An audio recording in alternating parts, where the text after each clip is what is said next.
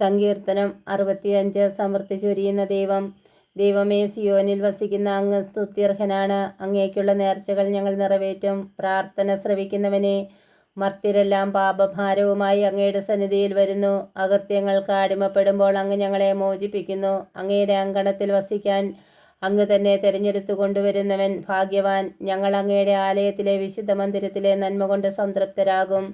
ഞങ്ങളുടെ രക്ഷയായ ദൈവമേ, ഭീതികരമായ പ്രവർത്തികളാൽ അങ്ങ് ഞങ്ങൾക്ക് മോചനമരുളുന്നു. ഭൂമി മുഴുവൻ്റെയും വിദൂര സമുദ്രങ്ങളുടെയും പ്രത്യാശ അവിടുന്നാണ്.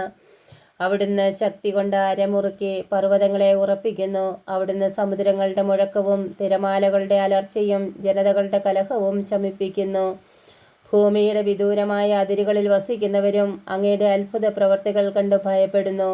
ഉദയത്തിൻ്റെയും അസ്തമയത്തിൻ്റെയും ദിക്കുകൾ ആനന്ദം കൊണ്ട് ആർത്തു വിളിക്കാൻ അങ്ങ് ഇടയാക്കുന്നു. അവിടുന്ന് ഭൂമിയെ സന്ദർശിച്ച് അതിനെ നനയ്ക്കുന്നു. അങ്ങ് അതിനെ അത്യധികം ഫലപുഷ്ടമാക്കുന്നു. ദൈവത്തിൻ്റെ നദി നിറഞ്ഞൊഴുകുന്നു. അവിടുന്ന് ഭൂമിയെ ഒരുക്കി അവർക്ക് ധാന്യം നൽകുന്നു.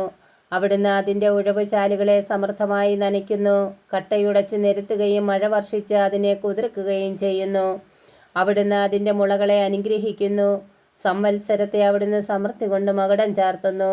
അങ്ങയുടെ രഥത്തിൻ്റെ ചാലുകൾ പുഷ്ടി പൊഴിക്കുന്നു. മരുപ്രദേശത്തെ പുൽപ്പുറങ്ങൾ സമൃദ്ധി ചൊരിയുന്നു. കുന്നുകൾ സന്തോഷമണിയുന്നു. മേച്ചിൽപ്പുറങ്ങൾ ആട്ടിൻകൂട്ടങ്ങളെ കൊണ്ട് ആവൃതമാകുന്നു. താഴ്വരകൾ ധാന്യം കൊണ്ട് മൂടിയിരിക്കുന്നു. സന്തോഷം കൊണ്ട് അവ ആർത്തുപാടുന്നു.